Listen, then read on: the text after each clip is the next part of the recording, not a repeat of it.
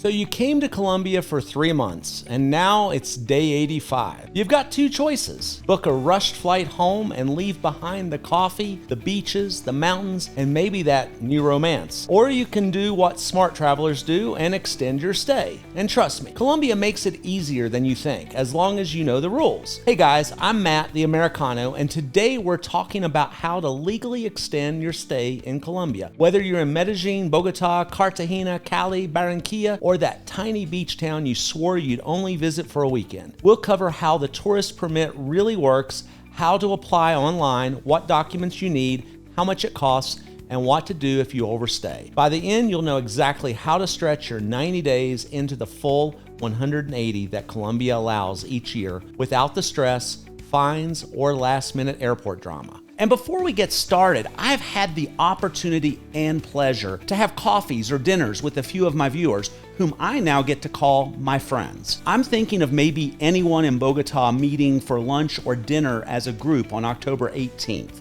I'll organize a restaurant that can accommodate us. Maybe it's Medellín or Wok. If you have an interest, I put an RSVP link in the description so I can get a head count. The only cost you would have is paying for your own meal and drinks. There's no other cost. Just a chance for fellow expats to meet.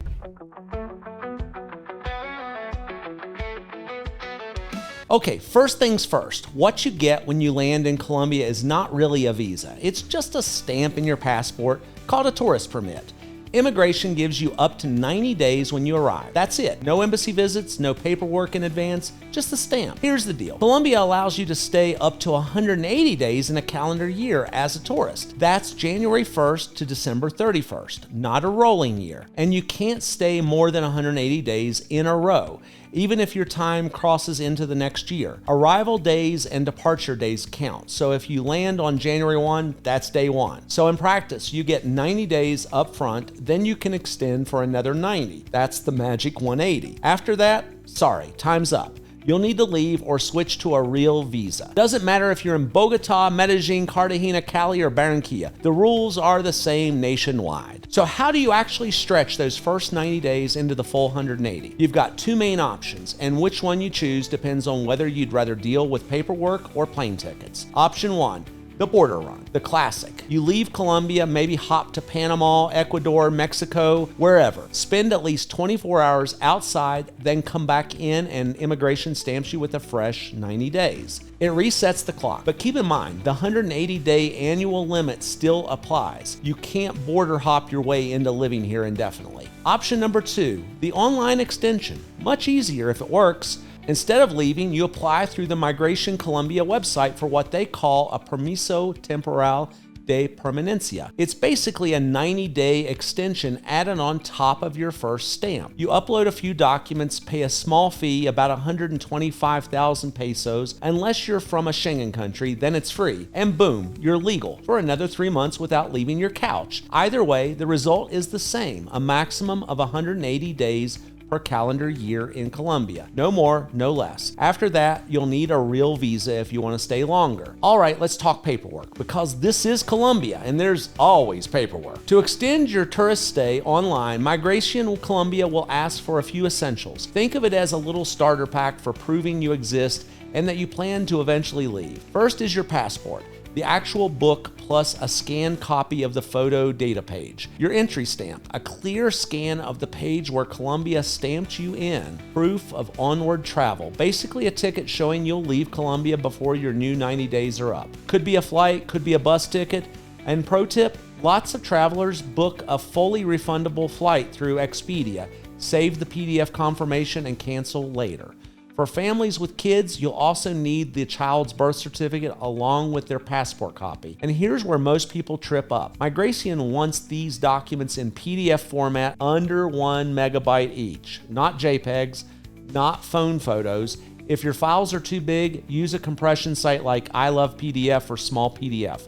Firefox seems to play nicest with the system, so maybe dust off the browser if Chrome gives you a headache. Once you've got this little bundle of PDFs ready, you're good to start the application process online. Okay, now for the fun part, actually extending your stay online. Here's how it works, step by step.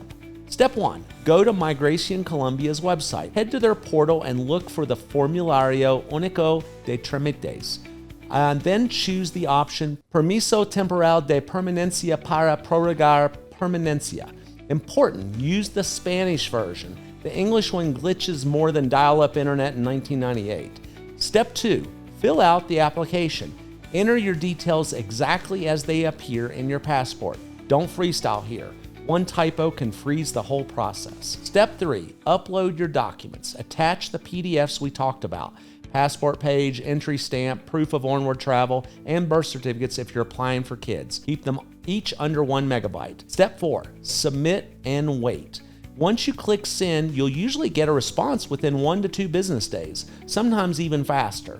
You'll receive a pre-approval email with instructions. Then step 5, pay the fee. If you're from most countries, it costs 125,000 pesos, which is about $30. Citizens of Schengen countries in Europe, lucky you, it's free. You can pay online at Banco Occidente or in person at a migration office. Heads up, Visa and MasterCard only, no American Express. Step 6, get your PDF extension. After your payment clears, Migration emails you a PDF showing your new expiration date. Print it and keep it with your passport. That's your golden ticket for the next 90 days. And that's it. No need to stand in line at Migration unless the system decides to act Colombian and freeze up. In that case, you can always take your solicitude number and sort it out in person. Now, let's be honest, this is Colombia. Sometimes the online system works like a dream, and other times it crashes harder than a bus ride down the Andes. So what do you do if the website just won't cooperate? Step 1, make an appointment. You can't just walk into Migration anymore. Every major city, Bogotá, Medellin, Cali, Cartagena, Barranquilla, has an office, but you'll need to book online at first. And a pro tip, write down or screenshot your appointment confirmation because they will ask for it at the door. Step 2, bring your documents. Same list as before, passport copy of your photo page, copy of your entry stamp, proof of onward travel, and for kids, birth certificates. Don't worry if you forget to make copies, there's always a little shop nearby that will happily charge you 500 pesos per page. Step 3, pay the fee. At the office, you'll pay the 125,000 Colombian pesos extension fee. But here's the catch, no cash, only Visa or MasterCard. And again, no American Express, no Diners Club. Step 4, wait for approval. Once processed, you'll get your extension printed or emailed. Keep it with your passport. It's your proof you're legal for another 90 days. So bottom line, try the online route first because it saves time and hassle. But if the system fails, Migration's office is your backup plan. Just be ready for lines, bureaucracy, and maybe even a lunch break shutdown right when you reach the front of the queue. All right, so what happens if you push your luck and overstay your tourist permit? Well, Colombia will let you leave, but it's going to cost you.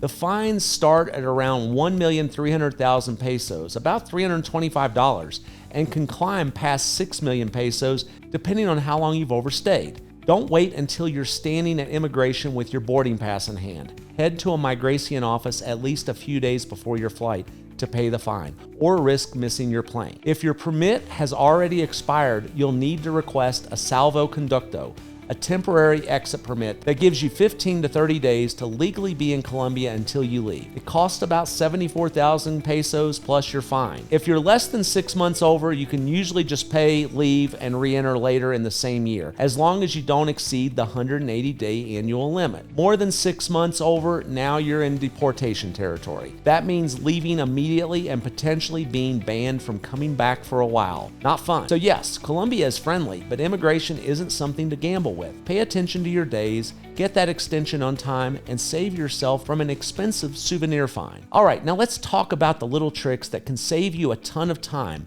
stress, and maybe even a fine. These are the street smart hacks expats use to keep things smooth. Don't apply too early. Migration usually rejects extensions more than 10 days before your stamp expires. The sweet spot is about 7 to 10 days before the end date. The fake flight hack: need proof of onward travel but don't actually know when you're leaving? Book a refundable ticket on Expedia or another airline. Save the PDF confirmation, then cancel within 24 hours. Problem solved. For some reason, Migration's site loves Firefox and sometimes hates Chrome. If your upload fails, switch browsers before you panic. And print your approval PDF and keep it in your passport. Airlines and even airport immigration officers might ask to see it. Don't rely on just having it in your email. And watch for ghost emails. Some people submit their application, get a numero de solicitud, and then crickets. If that happens, print the confirmation and take it to a migration office. Sometimes the system approves you, but the email never shows up. Domestic flights are fine. If you overstay by accident, you can usually still fly within Colombia without immigration checks, but you'll hit a wall the second you try to leave the country. Bottom line, a little preparation goes a long ways.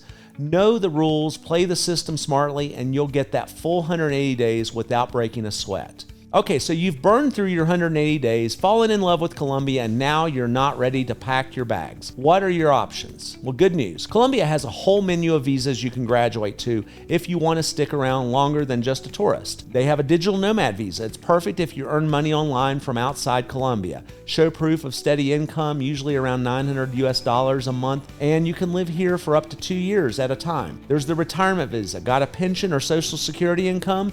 If it's at least 3 times the Colombian minimum wage, you can qualify. And bonus, pensions aren't taxed in Colombia. Then there's the investment visa. Buy property worth 350 times the minimum wage or invest in a Colombian company, and you can apply for a real residency path. Then there's the marriage or partner visa. If your significant other is Colombian, you can apply for a partner or spouse visa. Just remember, Colombia also recognizes common law marriages after about 2 years of living together. So think about the paperwork before moving in. Then there's the work or student visa. Got a job offer from a Colombian company or studying here? Those visas are available too. Just make sure the sponsoring institution handles the paperwork. Each of these visas comes with its own requirements and quirks, but the big takeaway is this. If you want to make Colombia more than a vacation fling, there's a visa for just about every lifestyle. The tourist permit is just the beginning. All right, let's save you from the headaches. These are the classic mistakes tourists make when trying to extend their stay in Colombia. Waiting until the last minute. Apply 7 to 10 days before your permit expires. Too early, rejection. Too late, fines. Uploading the wrong files. Blurry phone pics, JPEGs, or PDFs over 1 meg. Instant rejection. Keep your scans clean and compressed. Skipping proof of onward travel. Migration won't process your extension without a ticket out of Colombia. Doesn't matter if it's refundable or a bus ticket, but it has to exist. Ignoring missing emails. Sometimes you get approved but never get the confirmation email. If that happens, print your solicitude number and head to migration. Payment fails. Only Visa or MasterCard works. No American Express, no diners, no Discover, no cash. Miscounting your days. It's 180 days per calendar year, not 6 months from when you arrive. And you can't stay 180 days straight across December through January. Get these right and your extension will be smooth. Get them wrong and you'll be learning how Colombia handles overstays, the hard and expensive way. All right, lightning round time. These are the rapid fire questions everyone asks about tourist extensions in Colombia. Number 1, can I extend more than once? Nope, it's 90 days on arrival plus one 90-day extension, max 180 days in a calendar year. Number 2, do I need to leave after 180 days? Yes, no tricks, no border runs. Once you hit 180, you need a real visa or a flight out. Number 3, does leaving and coming back reset the clock? Only if you're still under your 180-day annual limit.